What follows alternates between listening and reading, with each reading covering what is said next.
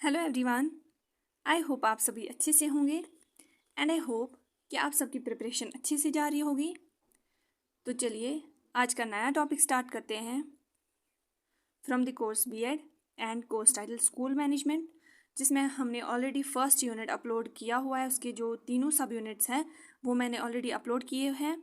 I recommend you कि आप मेरे प्लेलिस्ट पे विज़िट करें, जहाँ पे स्कूल मैनेजमेंट जो प्लेलिस्ट है वहाँ पे आप इस फर्स्ट यूनिट के सारे जो वीडियोस है वो अच्छे से देख सकते हैं विदाउट एनी हिंड्रेंस। तो चलिए अब नया टॉपिक स्टार्ट करते हैं, जो कि स्कूल मैनेजमेंट का सेकेंड यूनिट है। उसका फर्स्ट सब यूनिट है, that is institutional planning, objectives, its characteristics and role क्या रहता है एजुकेशनल एडमिनिस्ट्रेटर का। पहले हम देखते हैं कि इंस्टीट्यूशनल प्लानिंग क्या है।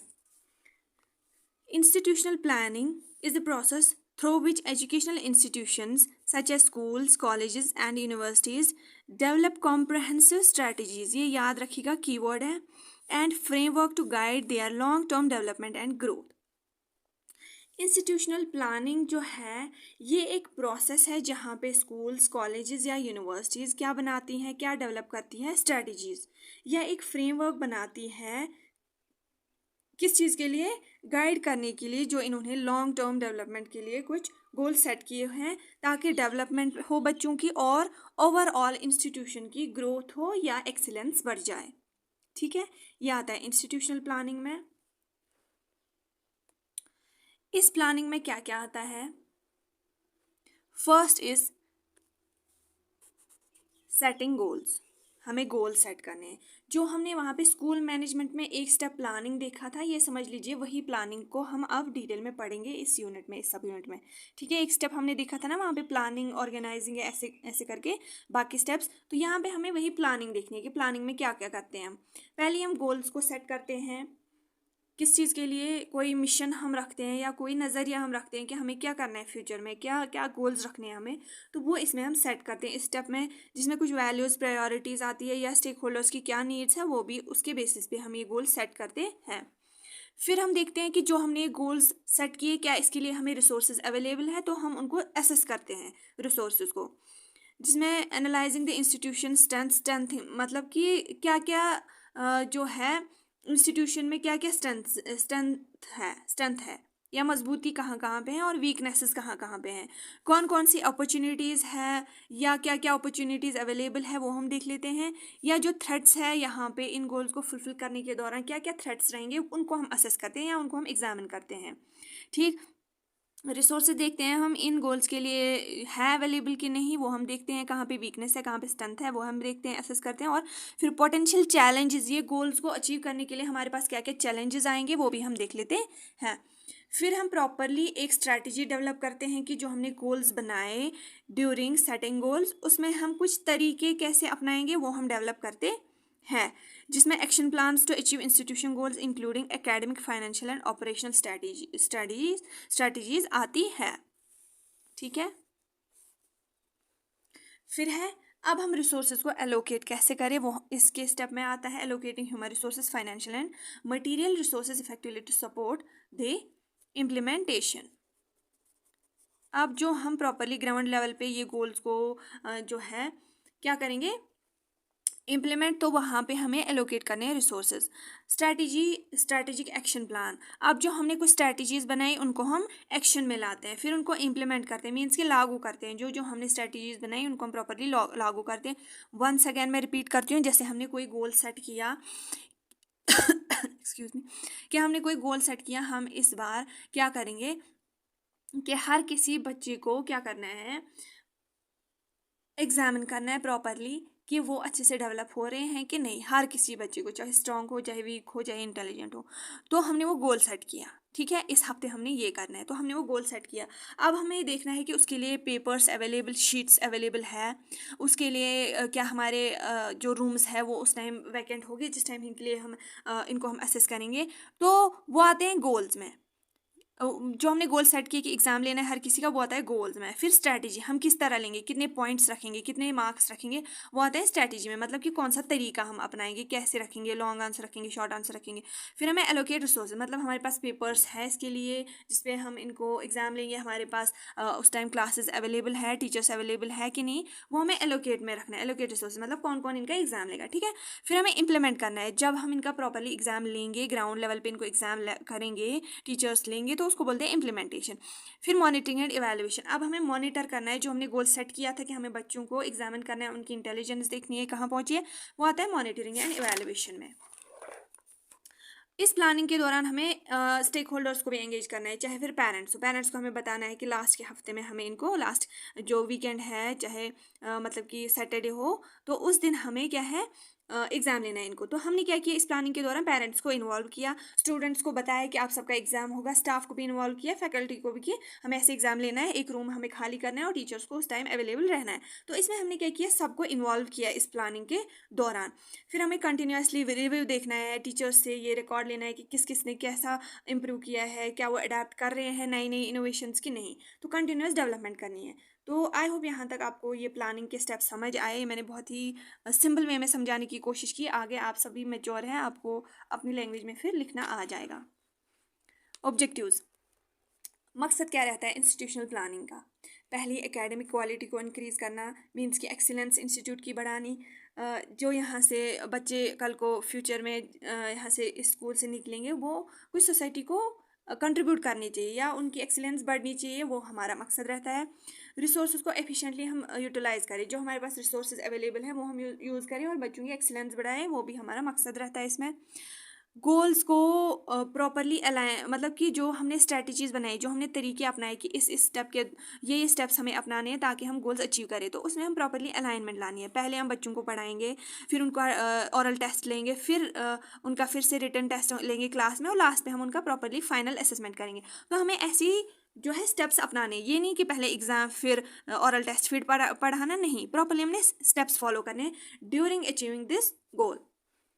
इंफ्रास्ट्रक्चर डेवलपमेंट, इंफ्रास्ट्रक्चर प्रॉपरली हमें डेवलप करना है, जो जो हमें चाहिए, चाहे फर्नीचर वगैरह चाहिए उनके एग्जाम्स के लिए, वो भी हमें प्रॉपरली डेवलप करना है। स्टूडेंट्स की सक्सेस जो है वो हमारा अल्टीमेट गोल होता है, अल्टीमेट मकसद होता है। उनकी डेवलपमेंट हो, चाहे फिजिकल हो, कॉग्निटिव हो, सोशल हो, इमोशनल हो, वो सारे डेवलपमेंट्स जो है हमारा अल्टीमेट गोल होता है।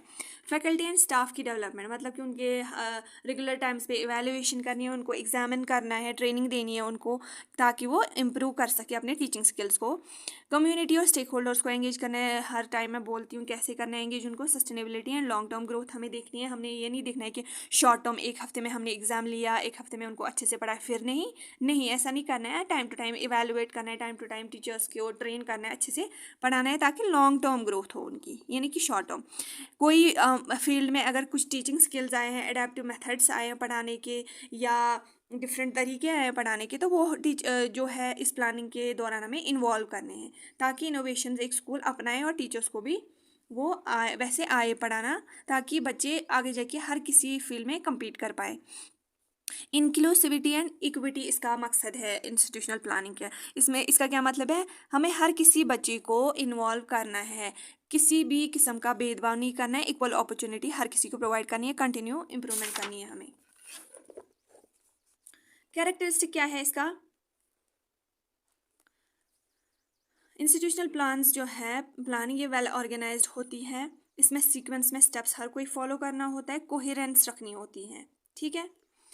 किस पे फोकस करता है, setting and achieving specific measurable objective, जो हमने ऑब्जेक्टिव्स सेट किए हैं उनको अलाइन करना है, ठीक है।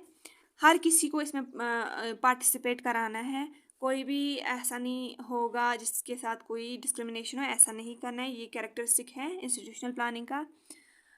डिसीजन किस चीज़ पे या प्लानिंग किस चीज़ के बेसिस पे करनी है, जो हमें डाटा रिसीव हुआ है उसके बेसिस पे, ठीक, या करंट परफॉर्मेंस के बेसिस पे। जैसे फॉर एग्जांपल कि हमारा इस बारी परफॉर्मेंस बच्चों का अच्छा नहीं आया, तो वो क्या है, हमारे पास एक डाटा है, तो हमें अब आगे जाके क्या क्या प्लान्स या क्या क्या डिसीजंस लेने हैं वो आता है इसमें, ठीक है।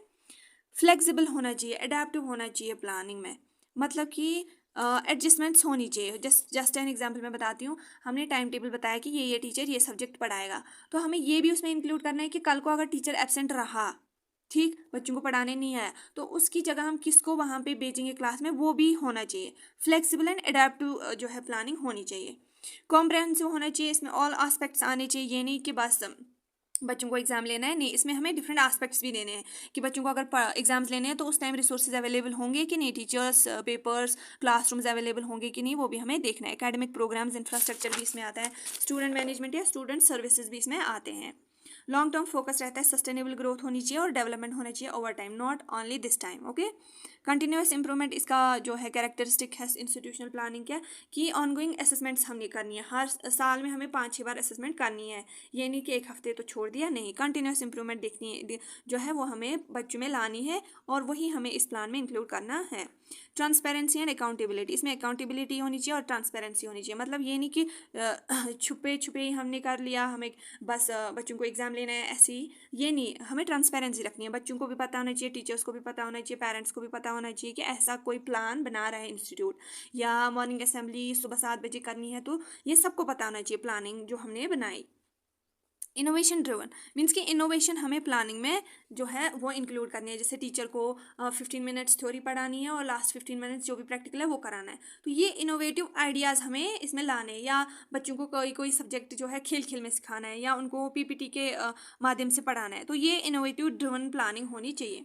अब है इसमें जो नेक्स्ट पोर्शन है इसी सब यूनिट का, that is role of educational administrator. Educational administrator का रोल क्या है वो क्या करते हैं वो हमें देखना है। पहले हम देखेंगे एजुकेशनल एडमिनिस्ट्रेटर क्या होता है। ये एक प्रोफेशनल रिस्पॉन्सिबल ओवरसीइंग है the for overseeing the management and operation of educational institutes such as school, colleges and universities। ये एक प्रोफेशनल रिस्पॉन्सिबल पर्सनैलिटीज़ होती है जो ओवरसी करती है मैनेजमेंट या ऑपरेशंस को, कहाँ पे, स्कूल्स, कॉलेजेस और यूनिवर्सिटीज़ में। इसमें इंडिविजुअल बहुत ही ज़्यादा क्रूशियल रोल प्ले करता है। वो क्या करते हैं, इंश्योर करते हैं कि एजुकेशनल फैसिलिटीज़ रन हो रही है स्मूथली एंड इफेक्टिवली कि नहीं। ठीक है, रोल क्या रहता है हम, हाँ, इसमें एजुकेशनल एडमिनिस्ट्रेटर का वो हम 1 बाय 1 देखेंगे। First is leadership and management, पहले उनको लीड करना है और मैनेज करना है। सारी जो टास्क है वो हो रहे हैं कि नहीं, उनको मैनेज करना है और लीड करना है। स्ट्रैटेजिक गोल्स उनको सेट करने हैं या ऑब्जेक्टिव सेट करने हैं। फिर लीडरशिप प्रोवाइड करनी है फैकल्टी, स्टाफ एंड स्टूडेंट्स को। ठीक है, मतलब कौन लीड करेगा स्टूडेंट, स्टाफ से फैकल्टी को, वो उनको डिसाइड करना है। और डे टू डे ऑपरेशंस को मैनेज करना है, या कोई अगर इशू आ रहा है स्कूल या यूनिवर्सिटीज़ में वो भी उनको एड्रेस करना है। ठीक है, करिकुलम या एकेडमिक स्टैंडर्ड्स को सेट करना है, उनको ओवरसी करना है, डेवलपमेंट हो रही है कि नहीं, करिकुलम इम्प्लीमेंट हो रहा है, लागू हो रहा है कि नहीं जो हमने बनाया है। इंश्योर करना है एकेडमिक प्रोग्राम्स अच्छे से हो रही है एट अच्छे लेवल्स। ठीक है, प्रमोट करने हैं उनको continuous improvements in teachers and learning methods. Staff hiring and development, उनको स्टाफ को हायर करना है, रिक्रूट करना है, अच्छे से अच्छे स्टाफ को रिक्रूट करना है। और collaborative and support work environment करना है कि टीचर्स में कोलैबोरेशन हो, नॉन टीचिंग टीचिंग स्टाफ में कोलैबोरेशन हो आपस में, वो उनको क्या करना है, एनकरेज करना है। ये नहीं कि सब मैस हो जाए। ठीक है, बजटिंग और फाइनेंशियल मैनेजमेंट को उनको ओवरसी करना है, मतलब हमारे पास कितने बजटिंग है, कितना फाइनेंस अवेलेबल है कोई भी गोल सेट करने के लिए, वो उनको देखना है। ठीक, रिसोर्सेज को एलोकेट करना है, बार बार मैं कहते आ रही हूँ कि कहाँ कहाँ पे किस चीज़ की ज़रूरत है वो वहाँ पे रखना है। टीचर्स की कहाँ पे ज़रूरत है वो उनको एलोकेट करना है। किसका काम है, एजुकेशनल एडमिनिस्ट्रेटर का। स्टूडेंट्स की सर्विस का इंश्योर करना है और उनको सपोर्ट करना है, ये किसका काम है, एजुकेशनल एडमिनिस्ट्रेटर का। Ensuring that students have access to necessary support services such as counselling and academic advising.